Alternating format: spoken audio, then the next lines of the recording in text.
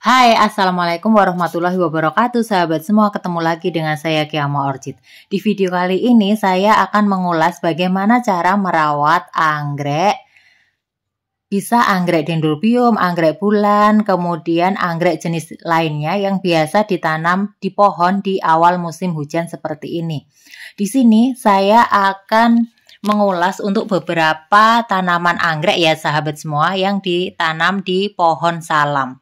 Pohon salam ini merupakan daunnya biasa saya gunakan untuk memasak, sehingga perawatan yang saya gunakan di video ini adalah perawatan yang organik, sehingga tidak menggunakan bahan kimia sama sekali. Karena daun salam ini saya gunakan untuk memasak, sehingga apabila saya menggunakan bahan kimia, otomatis saya tidak bisa menggunakan daun salam untuk memasak.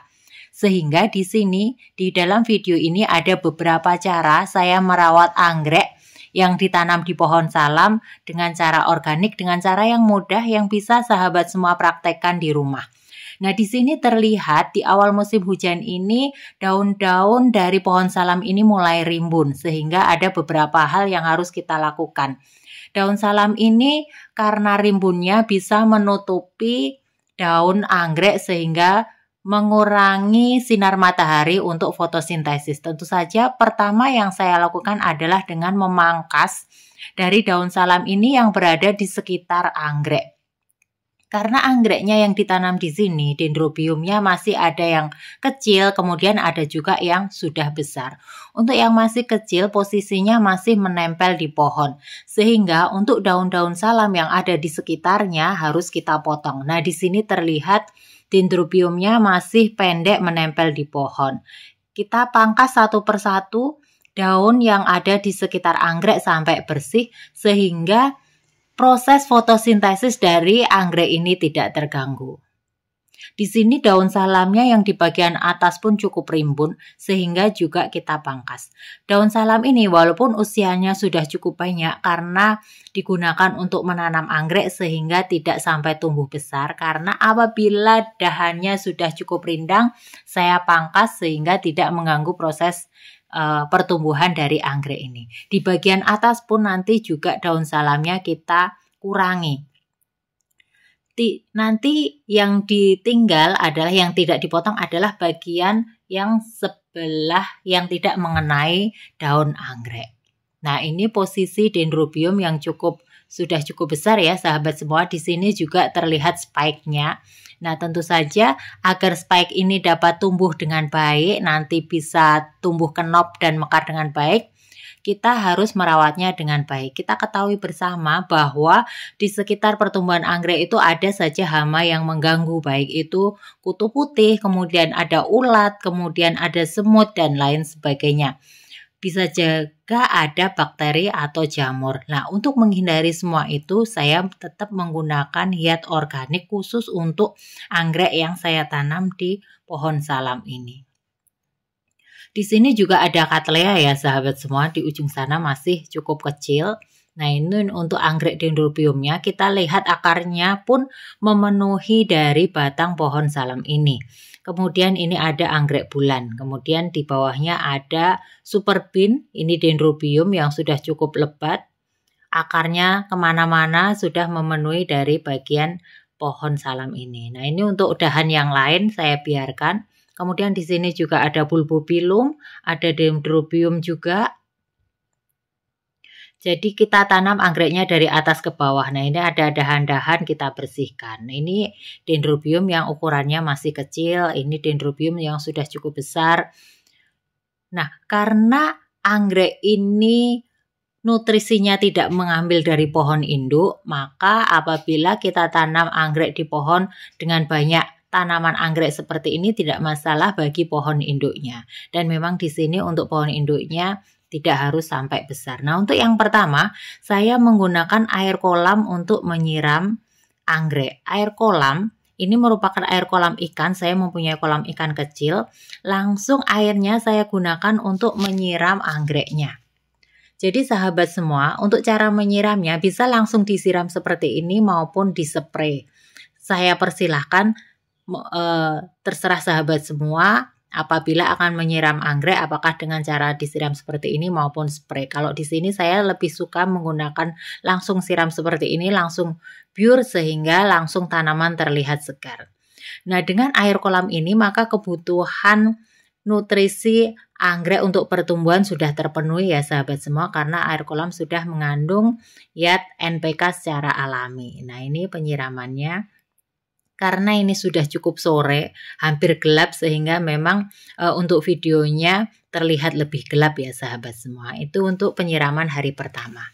Nah, ini selanjutnya di sini saya memiliki air kopi. Jadi sahabat semua, apabila habis minum kopi, ampasnya jangan dibuang. Ampasnya bisa digunakan untuk menyiram anggrek. Air kopi ini berfungsi untuk mengusir semut yang ada di anggrek. Ini cara selanjutnya, ini sebagai insektisida alami. Ini hanya air kopi, ampas kopi, kemudian saya tambahkan air sampai cukup banyak, kemudian langsung kita siramkan ke anggreknya. Kita siramkan secara langsung, tidak pakai spray, karena ampas kopi ini tidak larut dalam air, sehingga apabila kita gunakan spray, takutnya malah nanti spraynya tertutup oleh ampas dari kopi. Nah, ini cara penyiramannya, langsung disiram-siramkan seperti ini saja ya sahabat semua. Sehingga air kopi ini kan memang pahit. Tentu saja seperti semut, ulat tidak akan menyukai sehingga tidak akan mendekati dari anggrek ini. Ini kita lakukan beda dengan hari pada waktu kita menyiram dengan air kolam. Di hari selanjutnya saya menggunakan air cucian beras. Air cucian beras ini telah saya diamkan selama sehari, sehingga ini air cucian beras kemarin. Di sini saya juga menyiapkan air sebanyak setengah ember untuk air cucian beras. Sebanyak kira-kira 500 cc. Nah, ini saya campurkan untuk 5 liter air atau setengah ember. Kita campurkan secara merata semuanya, termasuk bagian yang endapannya. Kita campurkan secara merata. Nah, dari air cucian beras ini merupakan salah satu zat yang dibutuhkan oleh anggrek, yaitu vitamin B1, di mana di sini akan memacu pertumbuhan anggrek dengan baik. Di samping itu juga akan berfungsi untuk mengurangi stres pada anggreknya.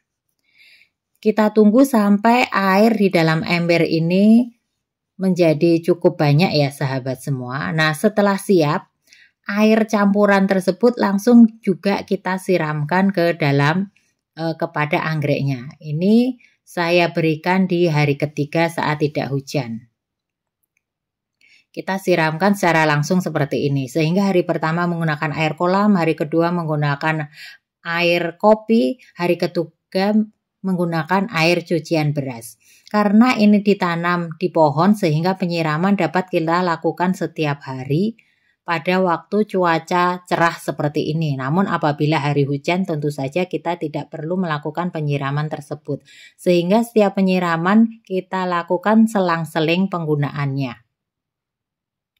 Dengan pemberian air cucian beras secara rutin, maka anggrek akan tumbuh dengan baik. Terlihat anggrek-anggrek di sini tumbuh sehat. Kemudian ini juga terlihat katleanya sudah tumbuh dengan baik. Dendrobiumnya, daunnya juga baik.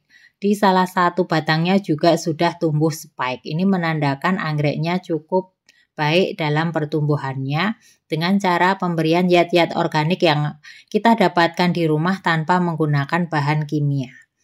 Baik untuk dendrobium yang masih kecil maupun dendrobium yang sudah besar. Selanjutnya, untuk menjaga anggrek tumbuh dengan baik tanpa adanya bakteri dan fungi, jamur, saya menggunakan kulit bawang merah dan kulit bawang putih.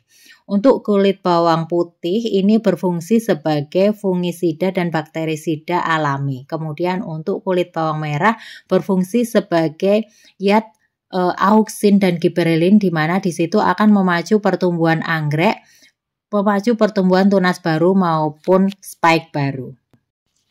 Cara pengaplikasiannya cukup mudah. Di sini saya siapkan 1 gelas air, kemudian saya taruh di dalam panci.